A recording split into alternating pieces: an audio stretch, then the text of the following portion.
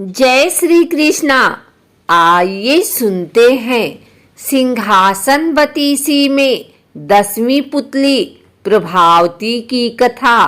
10वें दिन फिर राजा भोज उस दिव्य सिंहासन पर बैठने के लिए उद्धत हुए, लेकिन पिछले दिनों की तरह इस बार 10वीं पुतली प्रभावती जागृत हो गई और बोली, रुको राजन, क्या तुम स्वयं को विक्रमादित्य के समान समझने लगे हो?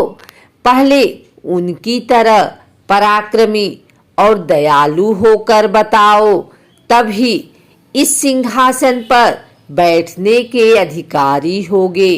सुनो, मैं तुम्हें परम प्रतापी राजा विक्रमादित्य की कथा सुनाती हूँ।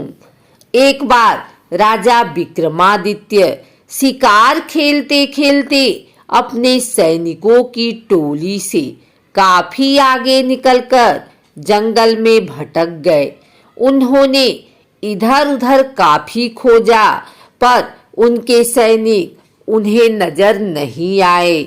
उसी समय उन्होंने देखा कि एक सुदर्शन युवक एक पेड़ पर चढ़ा और एक शाखा से उसने एक रस्सी बांधी। रस्सी में फंदा बना था। उस फंदे में अपना सर डालकर झूल गया। विक्रम समझ गए कि युवक आत्महत्या कर रहा है।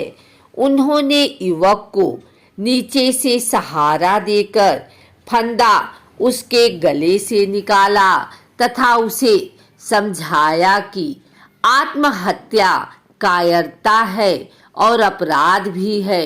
इस अपराध के लिए राजा होने के नाते वे उसे दंडित भी कर सकते हैं।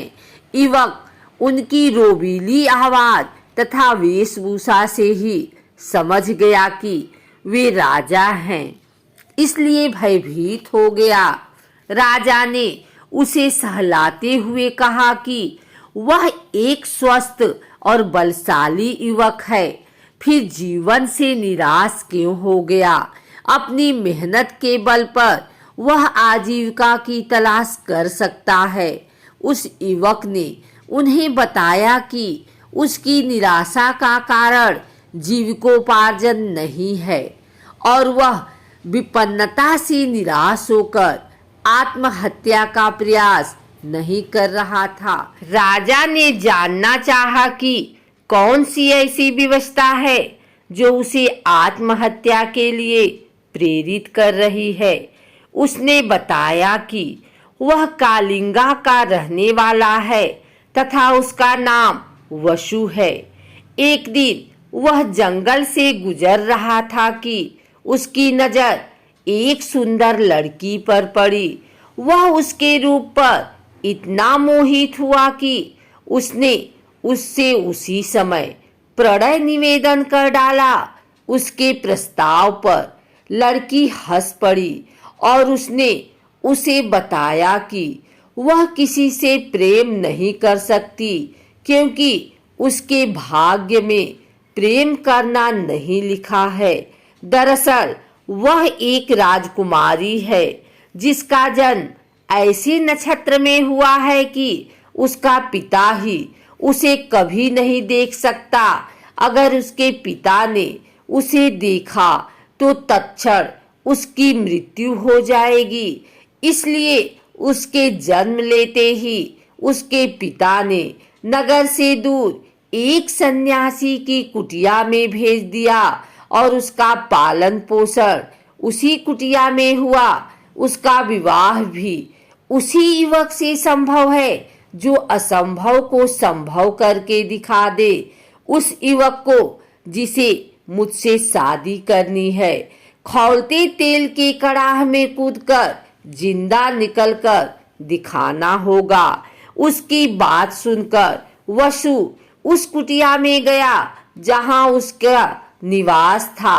वहां जाने पर उसने कई अस्थि पंजर देखे जो उस राजकुमारी से विवाह के प्रयास में खौलते कड़ाह के तेल में कूदकर अपनी जानों से हाथ धो बैठे थे।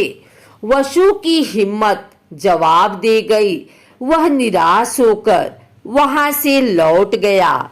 उसने उसे भुलाने की लाख कोशिश की, पर उसका रूप सोते जागते उठते बैठते हर समय आंखों के सामने आ जाता है।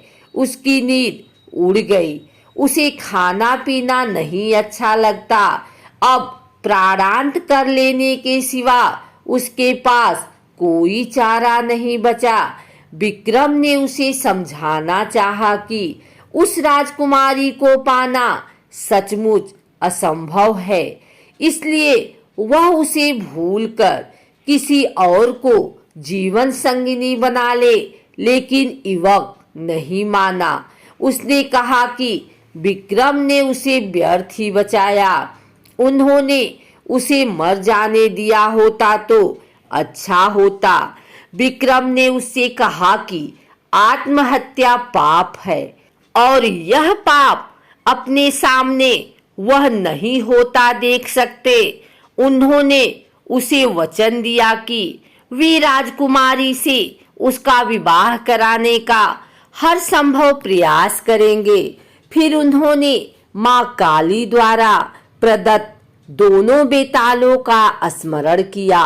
दोनों बेताल पलक झपकते ही उपस्थित हुए तथा कुछ ही देर में उन दोनों को लेकर उस कुटिया में आए जहां राजकुमारी रहती थी। वह बस कहने को कुटिया थी। राजकुमारी की सारी सुविधाओं का ख्याल रखा गया था। नौकर चाकर थे। राजकुमारी का मन लगाने के लिए सखी सहेलियां थी। तपस्वी से मिलकर विक्रमादित्य ने वसु के लिए राजकुमारी का हाथ मांगा। तपस्वी ने राजा विक्रमादित्य का परिचय पाकर कहा कि अपने प्राण वह राजा को सरलता से अर्पित कर सकता है, पर राजकुमारी का हाथ उसी युवक को देगा जो खौलते तेल से सकुशल निकल आए। बस यह शर्त पूरी होनी चाहिए।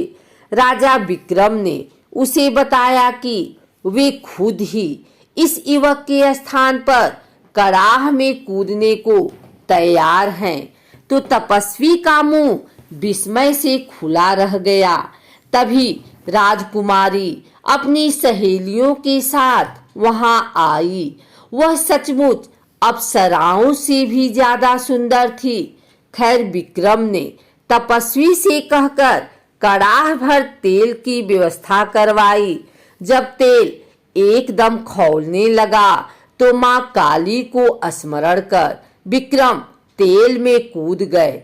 खौलते तेल में कूदते ही उनके प्राण निकल गए और शरीर भूनकर स्वाहा हो गया।